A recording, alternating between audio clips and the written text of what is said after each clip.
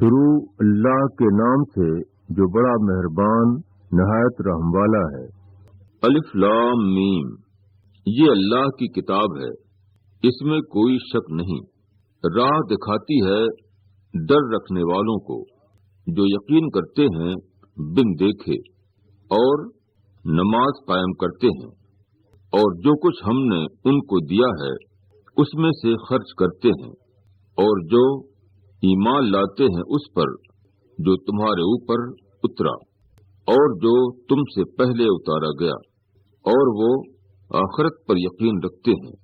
انہی لوگوں نے اپنے رب کی راہ پائی ہے اور وہی کامیابی کو پہنچنے والے ہیں۔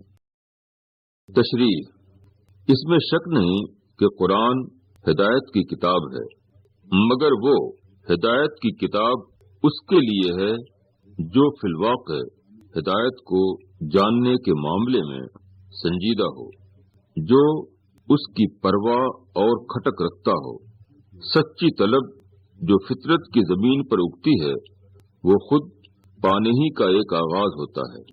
سچی طلب اور سچی یافت دونوں ایک ہی سفر کے پچھلے اور اگلے مرحلے ہیں۔ یہ گویا خود اپنی فطرت کے بند صفحات کو کھولنا ہے۔ جب آدمی اس کا سچا ارادہ کرتا ہے تو فوراً فطرت کی مطابقت اور اللہ کی نصرت اس کا ساتھ دینے لگتی ہے۔ اس کو اپنی فطرت کی مبہم پکار کا متعین جواب ملنا شروع ہو جاتا ہے۔ ایک آدمی کے اندر سچی طلب کا جاگنا عالم ظاہر کے پیچھے عالم باطن کو دیکھنے کی کوشش کرنا ہے۔ یہ تلاش جب یافت کے مرحلے میں پہنچتی ہے تو وہ ایمان بالغیب بن جاتی ہے۔ وہی چیز جو ابتدائی مرحلے میں ایک برتر حقیقت کے آگے اپنے کو ڈال دینے کی بے قراری کا نام ہوتا ہے، وہ بعد کے مرحلے میں اللہ کا نمازی بننے کی صورت میں ڈھل جاتا ہے۔ وہی جذبہ جو ابتداً اپنے کو خیر اعلیٰ کے لیے وقف کر دینے کے ہمانہ ہوتا ہے، وہ بعد کے مرحلے میں اللہ کی راہ میں اپنے اثاثہ کو خرچ کرنے کی صورت اختیار کر لیتا ہے۔ وہی کھوج جو زندگی کے ہنگاموں کے آگے اس کا آخری انجام معلوم کرنے کی صورت میں کسی کے اندر ابھرتی ہے، وہ آخرت پر یقین کی صورت میں اپنے سوال کا جواب پا لیتی ہے۔ سچائی کو پانا گویا اپنے شعور کو حقیقت اعلیٰ کے ہم سطح کر لینا ہے۔ جو لوگ اس طرح حق کو پالیں وہ ہر قسم کی نفسیاتی گرہوں سے آزاد ہو جاتے ہیں۔ وہ سچائی کو اس کے بے آمیز روپ میں دیکھنے لگتے ہیں۔ اس لیے سچائی جہاں بھی ہو اور جس بندے خدا کی زبان سے اس کا اعلان کیا جا رہا ہو، وہ فوراً اس کو پہچان لیتے ہیں اور اس پر لبیک کہتے ہیں۔ کوئی جمود، کوئی تقلید اور کوئی تعصباتی دیوار ان کے لیے اعتراف حق میں رکاوٹ نہیں بنتی۔ جن لوگوں کے اندر یہ خصوصیات ہوں وہ اللہ کے سائے میں آ جاتے ہیں۔ اللہ کا بنایا ہوا نظام ان کو قبول کر لیتا ہے۔ ان کو دنیا میں اس سچے راستے پر چلنے کی توفیق مل جاتی ہے جس کی آخری منزل یہ ہے کہ آدمی آخرت کی ابدی نعمتوں میں داخل ہو جائے۔ حق کو وہی پا سکتا ہے جو اس کا ڈھونڈنے والا ہو، اور جو ڈھونڈنے والا ہے وہ ضرور اس کو پا لیتا ہے۔ یہاں ڈھونڈنے اور پانے کے درمیان کوئی فاصلہ نہیں۔ جن لوگوں نے انکار کیا ان کے لیے یکساں ہے، ڈراؤ یا نہ ڈراؤ، وہ ماننے والے نہیں ہیں۔ اللہ نے ان کے دلوں پر اور ان کے کانوں پر مہر لگا دی ہے، اور ان کی آنکھوں پر پردہ ہے، اور ان کے لیے بڑا عذاب ہے۔ تشریح، ایک شخص اپنی آنکھ کو بند کر لے تو آنکھ رکھتے ہوئے بھی وہ سورج کو نہ دیکھے گا۔ کوئی شخص اپنے کان میں روئی ڈال لے تو کان رکھتے ہوئے بھی وہ باہر کی آواز سنے گا۔ ایسا ہی کچھ معاملہ حق کا بھی ہے۔ حق کا اعلان خواہ کتنا ہی واضح صورت میں ہو رہا ہو، مگر کسی کے لیے وہ قابل فہم یا قابل قبول اس وقت بنتا ہے جب کہ وہ اس کے لیے اپنے دل کے دروازے کھلا رکھے۔ جو شخص اپنے دل کے دروازے بند کر لے اس کے لیے کائنات میں خدا کی خاموش پکار اور دائی کی زبان سے اس کا لفظی اعلان دونوں بے سود ثابت ہوں گے۔ حق کی دعوت جب اپنی بیامیز شکل میں اٹھتی ہے تو وہ اتنی زیادہ مبنی بر حقیقت اور اتنی زیادہ مطابق فطرت ہوتی ہے کہ کوئی شخص اس کی نوعیت کو سمجھنے سے عاجز نہیں رہ سکتا۔ جو شخص بھی کھلے ذہن سے اس کو دیکھے گا اس کا دل گواہی دے گا کہ یہ عین حق ہے، مگر اس وقت عملی صورتحال یہ ہوتی ہے کہ ایک طرف وقت کا ڈھانچہ ہوتا ہے جو صدیوں کے عمل سے ایک خاص صورت میں قائم ہو جاتا ہے۔ اس ڈھانچہ کے تحت کچھ مذہبی یا غیر مذہبی گدیاں بن جاتی ہیں جن پر کچھ لوگ بیٹھے ہوئے ہوتے ہیں۔ کچھ عزت و شہرت کی صورتیں رائج ہو جاتی ہیں جن کے جھنڈے اٹھا کر کچھ لوگ وقت کے اکابر کا مقام حاصل کیے ہوئے ہوتے ہیں۔ کچھ کاروبار اور مفادات قائم ہو جاتے ہیں جن کے ساتھ اپنے کو وابستہ کر کے بہت سے لوگ اطمینان کی زندگی گزار رہے ہوتے ہیں۔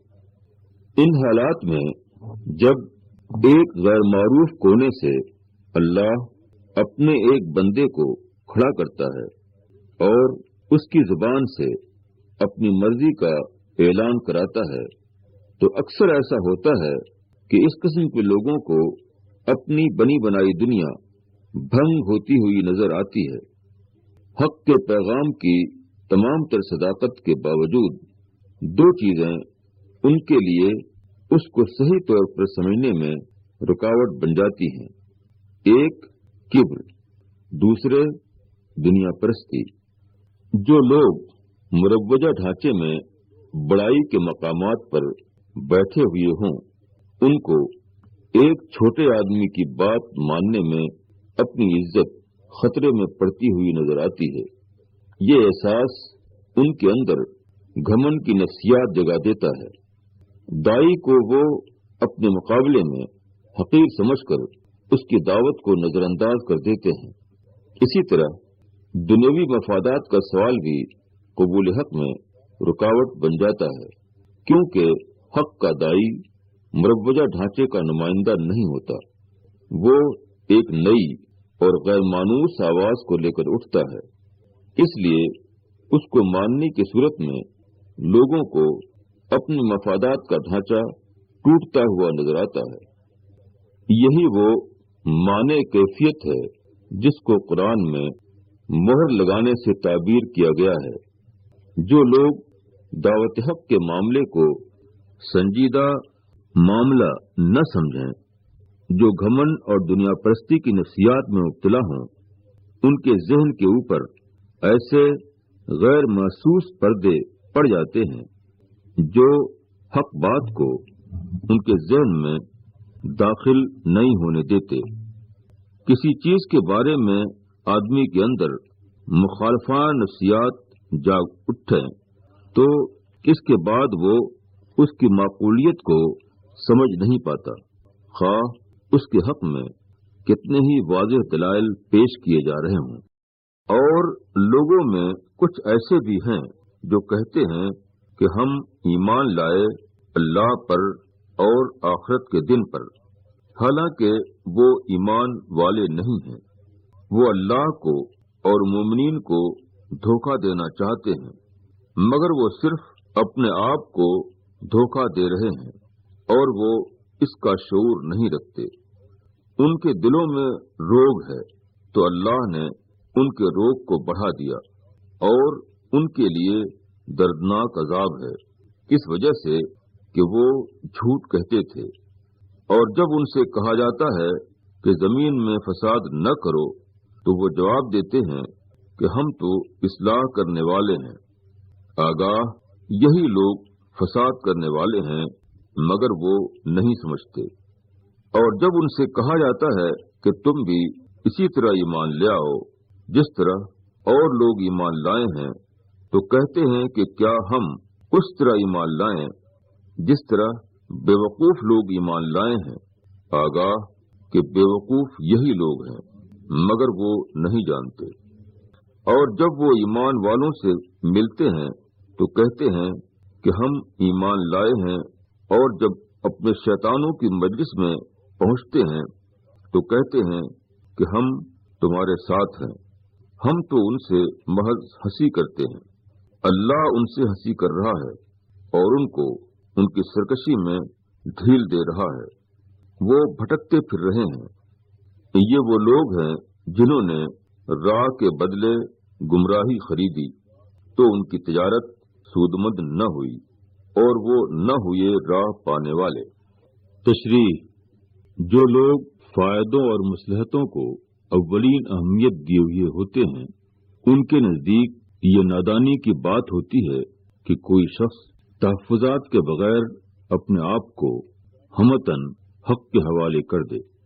ایسے لوگوں کی حقیقی وفاداریاں اپنے دنیوی مفادات کے ساتھ ہوتی ہیں، البتہ اسی کے ساتھ وہ حق سے بھی اپنا ایک ظاہری رشتہ قائم کر لیتے ہیں۔ اس کو وہ عقل مندی سمجھتے ہیں۔ وہ سمجھتے ہیں کہ اس طرح ان کی دنیا بھی محفوظ ہے اور اسی کے ساتھ ان کو حق پرستی کا تمغہ بھی حاصل ہے، مگر یہ ایک ایسی خوش فہمی ہے جو صرف آدمی کے اپنے دماغ میں ہوتی ہے، اس کے دماغ کے باہر کہیں اس کا وجود نہیں ہوتا۔ آزمائش کا ہر موقع ان کو سچے دین سے کچھ اور دور اور اپنے مفاد پرستانہ دین سے کچھ اور قریب کر دیتا ہے۔ اس طرح گویا ان کے نفاق کا مرض بڑھتا رہتا ہے۔ ایسے لوگ جب سچے مسلمانوں کو دیکھتے ہیں تو ان کا احساس یہ ہوتا ہے کہ وہ خامخواہ سچائی کی خاطر اپنے کو برباد کر رہے ہیں۔ اس کے مقابلے میں اپنے طریقے کو وہ اصلاح کا طریقہ کہتے ہیں، کیونکہ ان کو نظر آتا ہے کہ اس طرح کسی سے جھگڑا مول لیے بغیر اپنے سفر کو کامیابی کے ساتھ طے کیا جا سکتا ہے۔ مگر یہ صرف بے شعوری کی بات ہے۔ اگر وہ گہرائی کے ساتھ سوچیں تو ان پر کھلے گا کہ اصلاح یہ ہے کہ بندے صرف اپنے رب کے ہو جائیں۔ اس کے برعکس فساد یہ ہے کہ خدا اور بندے کے تعلق کو درست کرنے کے لیے جو تحریک چلے اس میں روڑے اٹکائے جائیں۔